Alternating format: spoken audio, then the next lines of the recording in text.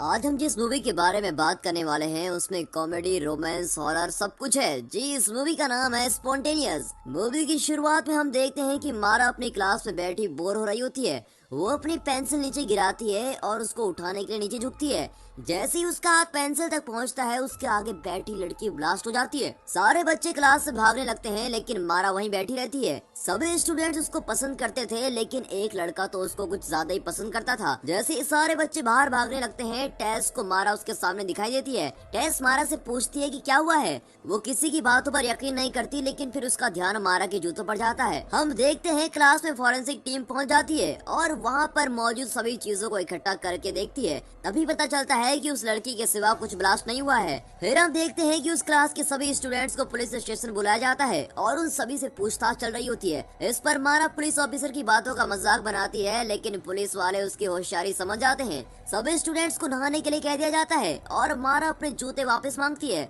उन्हें दूसरे कपड़े भी दिए जाते हैं और पुलिस स्टेशन में वेट करने को कहा जाता है।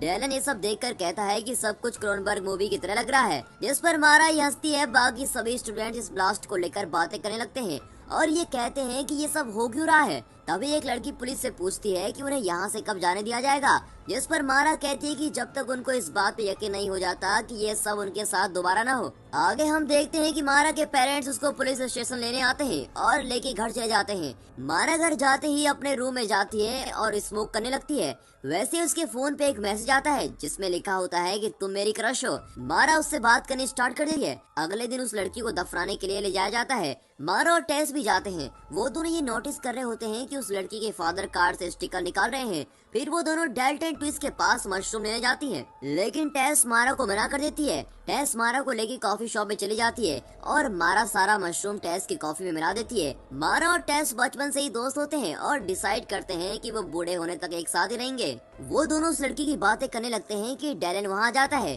और उनके साथ बैठ जाता है। वो तीनों मस्त बातें कर रहे होते हैं और डेलन मारा से फ्लर्टी बातें करने शुरू कर देता है। तब मारा रियलाइज करती है कि डेलन ही वो लड़का है जो रात भर उसे मैसेज करता है।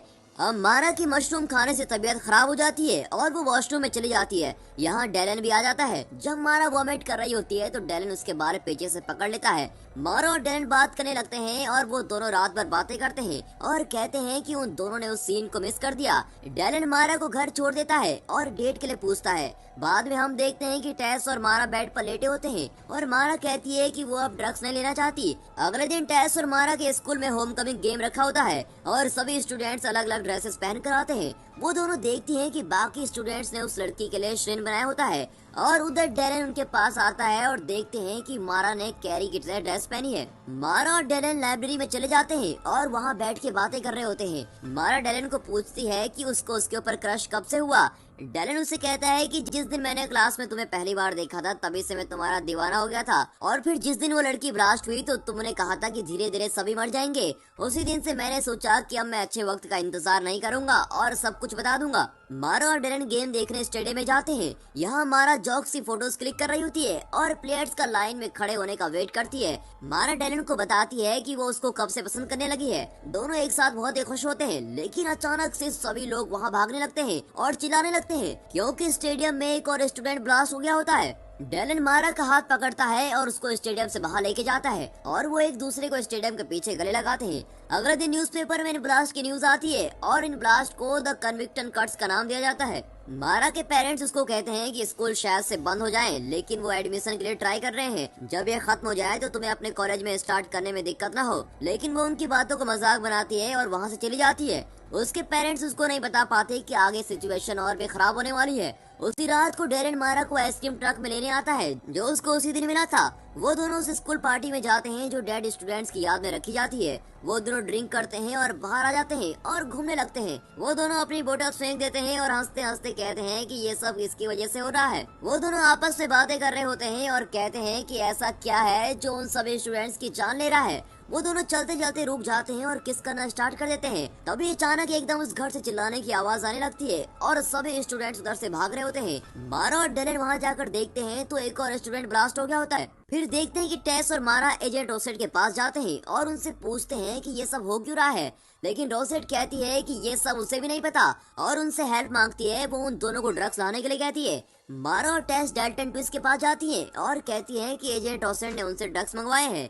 मारा सोचती है कि रोसेट को लग रहा है कि ये सब ब्लास्ट ड्रग्स की वजह से हो रहा है, उन्हें उनकी पॉसिबिलिटीज ट्राई करने दो। मारा डेल्टन और उसकी बहन गाड़ी में बैठकर वहाँ से जाने लगते हैं और यहाँ सभी सामान रखा होता है। रास्ते में वो मारा को बताते हैं कि वो ये सिटी छोड़ने वाले हैं और मारा भी उनको डेलन के बारे में बताना शुरू कर देती है, जिससे वो अभी टेस्ट कर रही है। तभी दिखाते हैं कि देखते ही देखते ड्राइवर सीट पर बैठा लड़का ब्लास्ट हो जाता है। उसकी बहन गाड़ी को कंट्रोल करने के लिए ड्राइवर सीट पर आती है, लेकिन वो भी ब्लास्ट हो जाती है। डेलन मारा को ढूंढते ढूंढते वहाँ पहुँचता है और उसको गाड़ी तो मिलती है, लेकिन वो नहीं मिलती। वो एक पत्थर पर कुछ निशान देखता है और उसको फॉलो करते हुए जंगल की ओर जाता है और मारा को ढूंढने लगता है। तभी वो देखता है कि मारा नदी के किनारे पानी से खुद को साफ कर रही होती है। डेलन उसको देखता है और उसको गले लगा लेता है। वो यहाँ आने से पहले रोसेट को कॉल कर देता है। वो मारा के लिए साफ सुथरे कपड़े लेके आता है।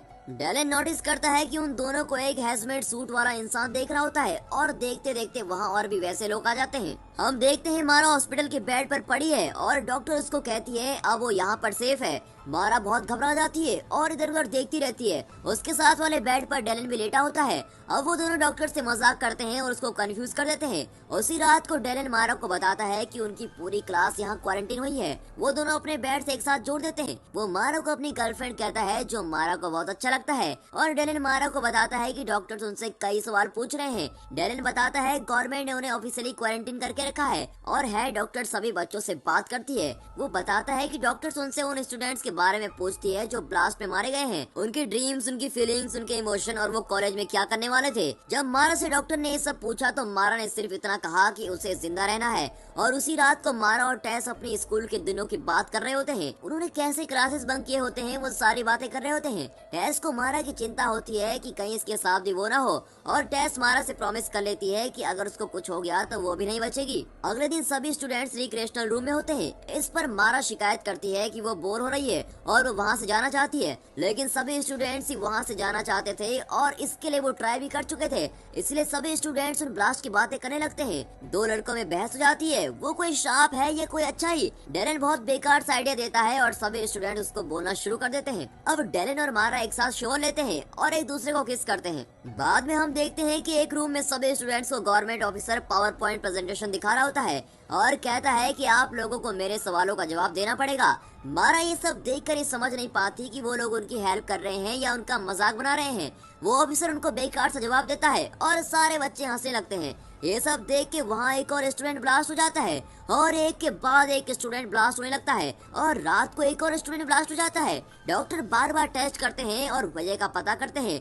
सभी स्टूडेंट्स के पेरेंट्स बाहर वेट कर रहे होते हैं। डॉक्टर बाहर आते हैं और कुछ पेरेंट्स को उन बच्चों के बारे में बता देते हैं। ये सब देखकर सभी डॉक्टर परेशान होने लगते हैं क्योंकि कोई भी दवाई काम नहीं कर रही थी और धीरे धीरे करके सभी स्टूडेंट्स मर रहे होते हैं और सारी मेडिसिन इसका इलाज नहीं कर पा रही है। सभी स्टूडेंट्स नॉर्मल जीने की कोशिश करते हैं, लेकिन एक के बाद एक स्टूडेंट ब्लास्ट हो रहा होता है। अब डॉक्टर भी काफी थक गए थे। बाद में एक ब्लू कलर की कैप्सूल से स्टूडेंट्स पर असर दिखाई देने लगता है, जिससे सभी स्टूडेंट्स बहुत ही खुश होते हैं और धीरे धीरे वो दवाई सभी स्टूडेंट्स पर अपना असर दिखा देती है और कुछ दिनों बाद सभी स्टूडेंट्स को वहाँ से छोड़ दिया जाता है। सभी स्टूडेंट्स अपने पेरेंट्स के साथ घर वापस चले जाते हैं। अब मारा भी अपने पेरेंट्स के साथ घर चली जाती है और जाते वक्त वो रास्ते में देखती है कि क्रिसमस वाले दिन भी कोई सजावट नहीं की होती। उसके पेरेंट्स उसको बताते हैं कि इस पेंडेमिक की वजह से लोग क्रिसमस सेलिब्रेशन नहीं कर रहे हैं। जब वो सब घर पहुंचते हैं तो मारा क्रिसमस ट्री देखती है। बाद में वो तीनों उस क्रिसमस ट्री को सजाने लगते हैं। अब वो तीनों बैठकर स्मोक करने लगते हैं और मारा की ग्रेजुएशन की बात करते हैं। मारा अपने रूम में सोने जाती है और सोने से पहले वो ब्लू मेडिसिन ले लेती है। अगले दिन हम देखते हैं कि डेलन मारा के घर आता है और वो दोनों पहली बार एक साथ सोते हैं। मारा डेलन को कहती है कि वो अब यहाँ सेफ है, लेकिन डेलन उसकी इस बात पर कहता है कि पता नहीं, पर वो कहता है कि एक दिन टाइम निकालकर हम जरूर स्कूल जाएंगे। लेकिन मारा वहाँ जाना नहीं चाहती। सिर्फ उनकी ही क्लास थी जो उस बिल्डिंग में लगती थी। उन्हीं का एक टीचर उन्हें बताता है कि उसने एक इंसान को ब्लास्ट होते हुए देखा है जब वो आर्मी में था और उनको कहता है कि वो उनको ग्रेजुएशन कंप्लीट करने में हेल्प करेगा। हम देखते हैं कि रोसेट मारा के ब्लड प्रेशर चेक करती है और उसको उस ब्लू कलर की दवाई का नाम बताती है, स्नूज बटन, जो मारा को बिल्कुल पसंद नहीं आता। रोसेट उससे कहती है कि उसे नहीं लगता कि सब कुछ ठीक हो जाएगा। हम देखते हैं कि मारा डेलन के लिए वैलेंटाइंस डे पर एक खाली गली को सजाती है और वो दोनों वैलेंटाइंस डे को सेलिब्रेट करते हैं। डेलन मारा को कहता है कि अगर वो जिंदा रहे तो वो आने वाली गर्मियों में एक साथ रहेंगे। टेस और मारा एक होटल में जाते हैं और डिनर टेबल पर बैठकर खाने का इंतजार करते हैं, लेकिन वेट्रेस वहाँ जाने से डरती है। ये देखकर वो दोनों वहाँ से चले जाते हैं। अगले दिन स्कूल में एक डॉक्टर आता है और सभी स्टूडेंट्स को उस ब्लू दवाई के बारे में बताता है। वो सभी को बताता है कि वो एक दवाई नहीं, वो एक ट्रीटमेंट है, और वो अपने पॉइंट्स को समझाने के लिए एक वॉलंटियर लेकर आता है। जैसे ही स्टूडेंट उसको फॉलो करने लगते हैं वैसे ही वो वॉलंटियर ब्लास्ट हो जाता है, और देखते ही देखते एक स्टूडेंट और ब्लास्ट हो जाता है, फिर दूसरा स्टूडेंट, फिर तीसरा, और ऐसे करके सभी ब्लास्ट हो रहे होते हैं। मारा और डेलन एक साथ होते हैं, लेकिन मारा टेस को ढूंढ रही होती है। अब सारे बच्चे वहाँ से भागने लगते हैं और मारा सबसे पीछे रह जाती है। उसका एक क्लासमेट उसकी हेल्प करने आता है, लेकिन वो भी ब्लास्ट हो जाता है। उसे एक दरवाजा दिखाई देता है और वो वहाँ से बाहर निकल जाती है। यहाँ उसको डेलन दिखाई देता है। डेलन उसको गले लगाता है और अचानक से वो भी ब्लास्ट हो जाता है। अब मारा खून से लथपथ कपड़ों से घर जा रही होती है और वहीं उसको रास्ते में रोसेट मिल जाती है और वो उसको हॉस्पिटल लेके जाती है। वो देखती है कि उसके दांतों के निशान मारा के सर पर हैं। अब मारा की मम्मी भी हॉस्पिटल आ जाती है और नहाने में उसकी हेल्प करती है। उस रात मारा अपने पेरेंट्स के साथ सोती है, मगर उस हादसे के बाद वो बहुत ही ज्यादा डिप्रेस्ड हो गई होती है और वो दवाई खाने से और किसी भी चीज से बात करने से मना कर देती है। टेस अपने रूम से बाहर निकलने की कोशिश करती है, लेकिन मारा अपने रूम में डेलन की वीडियोस देखती रहती है। मारा एक दिन अपने रूम से बाहर आती है और अपने पापा के लिए ड्रिंक तैयार करती है, और ड्रिंक बनाते बनाते वो खुद भी ड्रिंक पीना शुरू कर देती है और कहती है कि उसके सभी दोस्त बॉयफ्रेंड मर चुके हैं और लगातार ड्रिंक करती रहती है। उसके पापा उसको कहते हैं कि ये कोई तरीका नहीं है इन सब से डील करने का। मारा इस बात का मजाक बनाने की कोशिश करती है, लेकिन बना नहीं पाती। वो नशे की हालत में घर से बाहर चली जाती है और अगले दिन सुबह नशे की हालत में वो टेस के घर पहुंच जाती है। टेस उसको देखती है, लेकिन उसको कुछ समझ नहीं आता कि वो मारा की कैसे हेल्प करेगी, क्योंकि मारा ने सारी उम्मीदें खत्म कर दी होती है। टेस और मारा स्कूल जाने के लिए आर्गुमेंट करते हैं और टेस मारा को छोड़कर स्कूल चली जाती है। मारा उन सभी घटनाओं को लेकर प्रोटेस्ट करना शुरू कर देती है और एक स्टोर में जाकर शराब चोरी करती है। स्टोर में खड़े लोग उसको कुछ नहीं बोलते। जब वो स्टोर से बाहर आती है तो रोसेट बाहर खड़ी होती है और वो उसकी तरफ बोतल फेंक देती है, जिसकी वजह से उसके कार का शीशा टूट जाता है। मारा अपने घर जाती है और उसके पेरेंट्स से उसकी बहस हो जाती है। उसके पेरेंट्स उसकी हेल्प करना चाहते हैं, लेकिन वो अकेले ही रहना चाहती है क्योंकि उसे लगता है कि वो भी जल्दी मर जाएगी। मारा अपने रूम में जाती है और लैपटॉप खोलती है, जिसपे देखती है कि सभी लोग उसको एक बुराई मानते हैं और वो खुद को भी एक बुराई मान लेती है। अगले दिन मारा अपने स्कूल जाती है और वो सबसे पहले उस जगह जाती है जहाँ पहली लड़की ब्लास्ट हुई थी। फिर वो अपने क्लासरूम में जाती है और वो आखिरी में जहाँ डेलन की डेथ हुई थी वहाँ पर जाती है। उसके बाद वो प्रोम पार्टी में जाती है और झूले में बैठी हुई होती है। वहाँ टेस भी आ जाती है और मारा को कहती है कि वो ये शहर छोड़कर जा रही है, लेकिन तुम मेरी हमेशा बेस्ट फ्रेंड होगी। अब वो अंदर जाती है तो वो देखती है कि सभी लोग अपनी मर्जी से कुछ भी कर रहे हैं और हंसने लग जाती है। मारा वहाँ से शराब उठाती है और ड्रिंक करना शुरू कर देती है, लेकिन उसके टीचर उसको कुछ नहीं कहती। मारा ड्रिंक करके स्टेज पर जाती है और सबसे माफी मांगती है और कहती है कि मुझे माफ कर देना, मैंने ही इन सबको मारा है और मैं ही एक बुराई हूँ, और स्टेज से नीचे उतर जाती है। उसको देखकर एक और लड़की स्टेज पर जाती है और यही सब कहती है। देखते देखते सभी अपने आप को यही कहने लगते हैं। मारा उस पार्टी को छोड़कर डेलन की कब्र पर जाती है और उसको कहती है कि वो उसको बहुत प्यार करती है और वहीं पर बैठ जाती है। डेलन की मम्मी भी वहाँ पर आती है और उसके साथ डेलन की कब्र पर बैठ जाती है। फिर मारा उसको बताती है कि वो दोनों पहली बार कैसे मिले थे। फिर कुछ देर उन दोनों की बातें चलती हैं। अब मारा अगले दिन अपने घर जाती है और अपनी मम्मी पापा से माफी मांगती है। वो अपने रूम में जाती है और अपना बैंडेज खोलती है और माथे पर पड़े निशान को देखती है, जिससे उसको डेलन की याद आ जाती है। मारा अपनी दवाई वैसे ही खाना शुरू कर देती है। कुछ महीनों बाद ये सब खत्म हो जाता है और मारा रोजेट को गुड बाय कहती है। मारा अब अपने कॉलेज जाना शुरू कर देती है और वो डेलन की आइसक्रीम ट्रक पर जाती है। उसके पेरेंट्स को लगता है कि ये सेफ नहीं है, फिर भी मना नहीं करते। मारा अपने कॉलेज के लिए निकलती है और वो उसी रास्ते से जाती है जहाँ उसका स्कूल आता है। उसके क्लास के 31 बच्चों की डेथ हो गई होती है और वो जिंदा होती है। उसको नहीं पता कि वो जिंदा क्यों है। वो जिंदगी को समझने लगती है और सोचती है कि लाइफ जैसे चल रही है वैसे ही ठीक है, जिंदगी किसी के लिए नहीं रुकती। मारा अपनी लाइफ को फिर से जीना शुरू कर देती है। मारा अपने फ्यूचर के बारे में सोचना शुरू कर देती है कि उसका कैसा बॉयफ्रेंड होना चाहिए, उसकी शादी कैसे होनी चाहिए, फिर वो माँ बनेगी और शायद किसी दिन वो देश की प्रेसिडेंट भी बन सकती है। मारा को लगता है कि ये सब लाइफ में चलता रहेगा और हमें अपने फ्यूचर के बारे में सोचना है, लेकिन हमें नहीं पता कि अगले पल क्या होने वाला है। अब मारा खुद को टेस को बीच हाउस में बूढ़े होते हुए इमेजिन करती है। अब वो ज्यादा किसी से नहीं डरती क्योंकि वो किसी भी पल मर सकती है। और यहाँ पर ये मूवी खत्म होती है। दोस्तों, आपको क्या लगता है कि क्या कारण रहा होगा कि सभी लोग ब्लास्ट हो रहे थे? सभी